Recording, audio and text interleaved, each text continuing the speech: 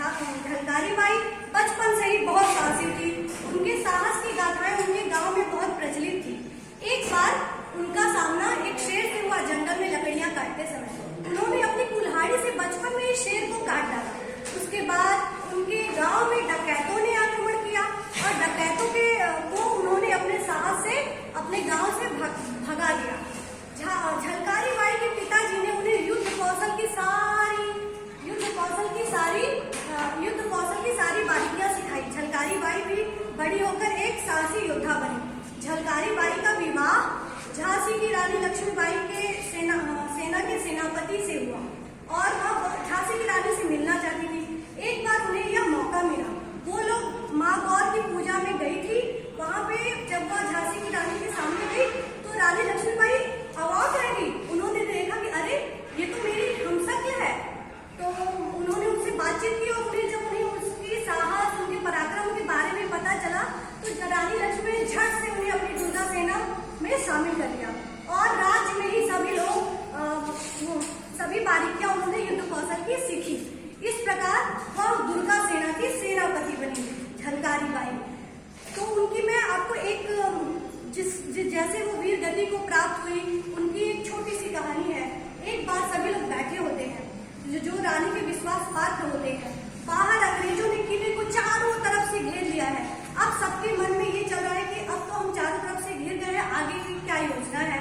तो नाना साहब ने कहा कि महारानी अब हम क्या कर सकते हैं। रानी ने कहा कि हमारे पास तो अब कोई चारा नहीं बचा है। हम लोग मरेंगे तो नहीं, ऐसे अंग्रेजों से युद्ध करेंगे और वीर गति को प्राप्त होंगे।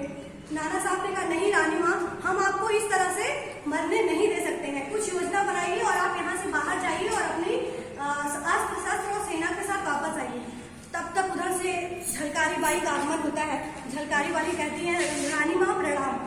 रानी ने कहा कि झलकारी बाई क्या आपकी दुर्गा सेना तैयार है युद्ध करने के लिए। तो झलकारी बाई ने कहा जी रानी माँ, आपका जब भी आदेश हो, लेकिन गुस्ताखी माफ हो रानी माँ, आप मुझे अपना कुछ वस्त्र पगड़ी दे दें तो बहुत कृपा होगी। रानी ने कहा जरूर। रानी थाल में अपना वस्त्र पगड़ी लेकर आती है और झलकारी बाई को देती है। झलकारी बाई जाती है और सभी लोग सोचते हैं कि आखिर ये इनका क्या करेंगी। और झलकारी बाई उस वस्त्र और उस पगड़ी में रानी लक्ष्मीबाई के अवतार में जैसे ही आती है, सभी लोग नाना साहब और जितने भी विश्वास पात्र रानी के बैठे थे सभी लोग आश्चर्यचकित होकर देखते रहे। अरे यह क्या, ये तो बिल्कुल रानी लक्ष्मीबाई की तरह दिखती है। तो उन्होंने नाना साहब ने पूछा कि झलकारी बाई आपकी क्या योजना है, आप क्या करना चाहती हैं। झलकारी बाई ने कहा कि मेरे हमशक्ल होने का रानी माँ के आज ही ऐसा दिन है कि मैं उसका फायदा उठा सकती हूँ। रानी माँ आप मुझे आज्ञा दें और मैं रानी लक्ष्मीबाई बनकर अंग्रेजों को उलझाए रखूंगी। तब तक आप किले से बाहर जाकर